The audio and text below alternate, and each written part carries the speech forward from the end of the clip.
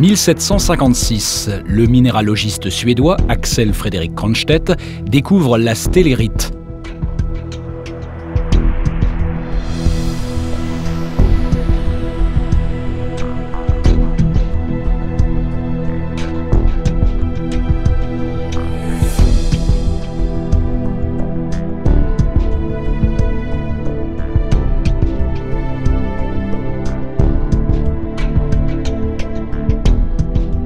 Cette roche est la première d'une nouvelle famille qui compte 70 variétés naturelles, les zéolithes, du grec lithos, pierre, et zéo, bouillir.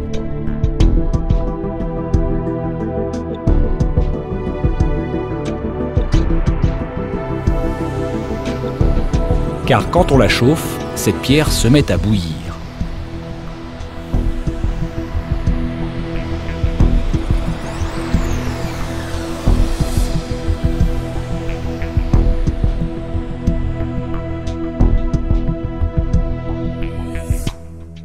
Le squelette minéral d'une zéolite se compose de tétraèdres, SiO4 en jaune et AlO4 en rose. Une liaison SiAl mesure 3 angstroms. Un tel assemblage délimite des cages et des cavités de dimension moléculaire. Cet édifice minéral est chargé négativement. Comme la nature n'aime pas les déséquilibres, elle installe des cations, des espèces chargées positivement, généralement des cations sodium, dans ses pores. Ces cations sont entourés de leurs molécules d'eau. Ainsi, quand on chauffe la zéolite, ces molécules d'eau se mettent à bouillir.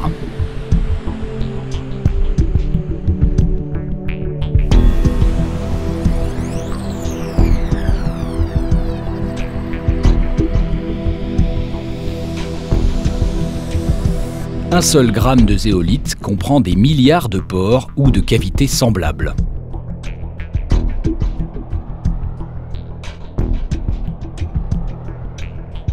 Mis bout à bout, la surface que développent les pores ou cavités de ces matériaux peut atteindre 900 m² pour un seul gramme, soit plus qu'un terrain de handball.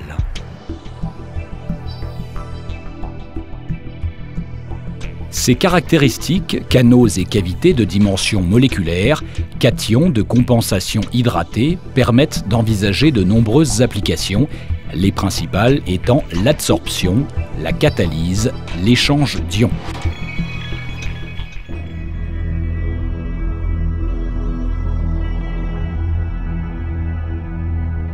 Du 27 avril au 2 mai 1986, 1800 missions héliportées ont largué 5000 tonnes de matériaux divers sur le réacteur numéro 4 de la centrale nucléaire de Tchernobyl. L'épandage de zéolite visait à capturer des produits radioactifs.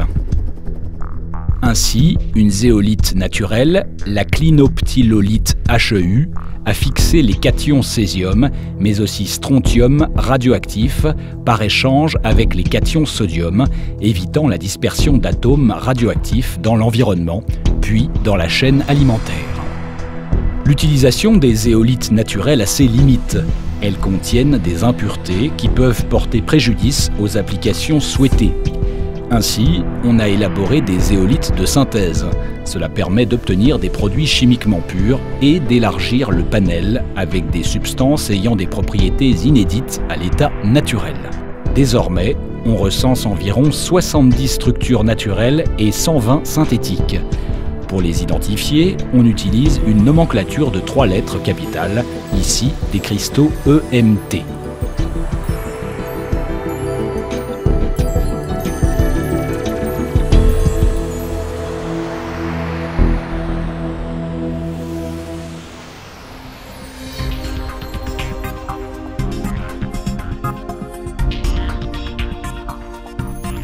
Pour la synthèse de la zéolite EMT, on utilise des réactifs comme une source de silicium, une source d'aluminium, un gabarit organique appelé structurant autour duquel va se construire le squelette minéral, et puis de l'eau.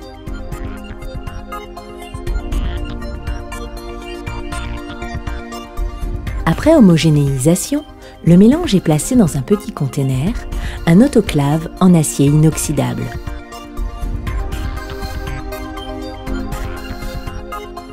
Celui-ci est ensuite porté à une température inférieure à 200 degrés dans une étuve pendant des durées variables qui dépendent de la nature de la zéolite.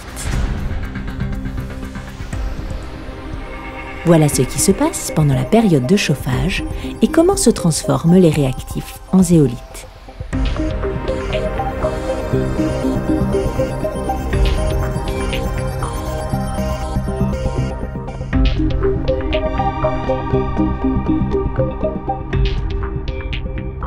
Les unités de construction de la zéolite, les tétraèdres SiO4 en jaune et AlO4 en rose, vont venir s'assembler autour du gabarit organique, représenté par les boules bleues et rouges, pour construire le squelette minéral.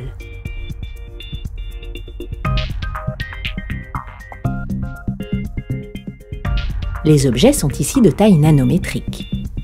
Typiquement, une liaison rose et jaune fait 0,3 nanomètres, soit 0,3 millionième de millimètre. On aperçoit ici une vue de l'assemblage autour du gabarit organique.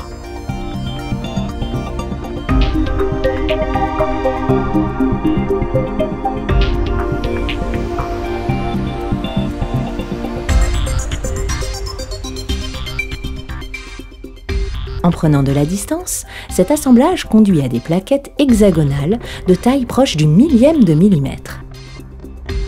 Puis, à notre échelle, ces plaquettes correspondent à de la poudre. Le produit obtenu n'est pas poreux, puisqu'il contient le gabarit dans sa porosité. Il faut donc éliminer ce gabarit pour libérer cette porosité. Ceci est réalisé par une calcination du matériau à haute température pendant quelques heures.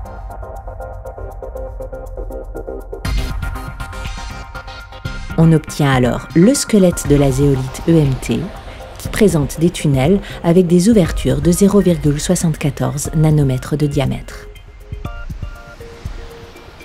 Cette taille est de l'ordre de la taille des molécules. Le produit, après une mise en forme, est prêt pour de nombreuses applications.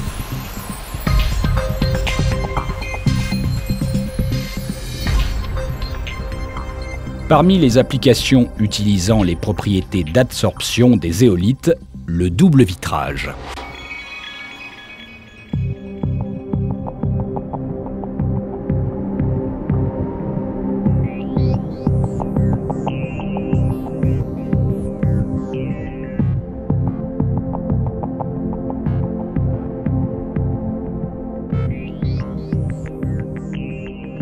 Du fait des différences de température, la vapeur d'eau, éventuellement présente entre les deux parois vitrées, se condensera en buée.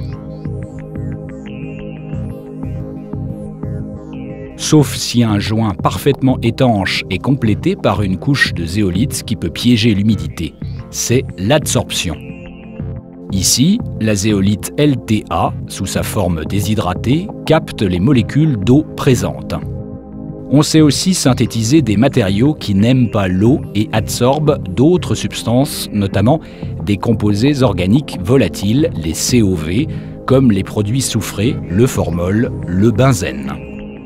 Parmi les applications utilisant les propriétés d'échange d'ions, les lessives sans phosphate.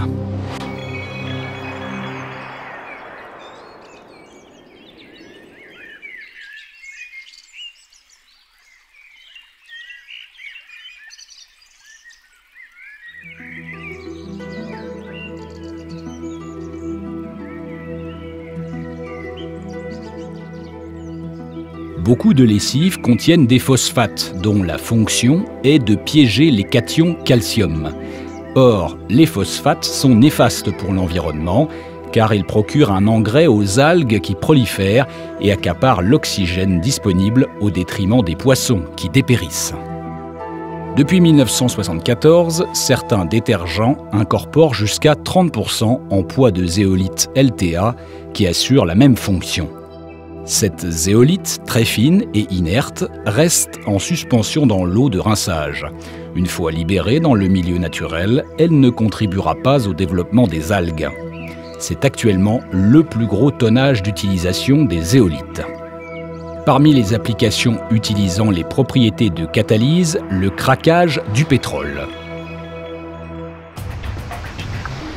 Dans ce procédé, la charge qui arrive, en rouge ici, et les particules de catalyseur qui contient de la zéolite, en jaune, se rencontrent à une température proche de 400 à 500 degrés. Les molécules hydrocarbonées vont être craquées et coupées en petites molécules d'essence, en bleu. Au cours de ce craquage, la zéolite va se désactiver, devenir noire, s'entourer de coques et donc perdre ses capacités. Il va falloir la régénérer.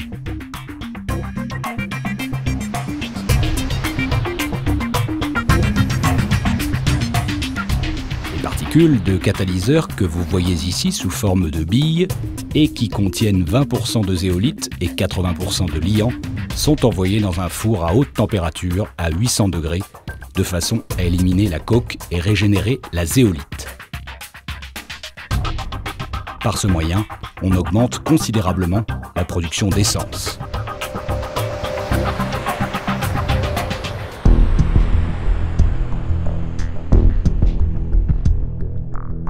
Des protons H+ remplacent les cations sodium. Ces matériaux, aux propriétés fortement acides, sont utilisables en catalyse acide et capables de couper les grosses molécules hydrocarbonées. Les zéolithes sont des aluminosilicates composés de tétraèdres. D'autres matériaux leur sont apparentés, par exemple les silicates qui ne contiennent pas d'aluminium, les métallophosphates qui ne contiennent pas de silicium ou les argiles. La particularité des argiles, qui sont aussi des aluminosilicates, est leur structure en feuillet. Ce facteur de forme accroît leur capacité d'absorption et de compensation de charge. Tous ces matériaux, zéolithes et matériaux apparentés, silicates, argiles, métallophosphates, contribuent à la dépollution et la production d'énergie. Ils peuvent également servir à la valorisation des déchets ou au stockage d'énergie.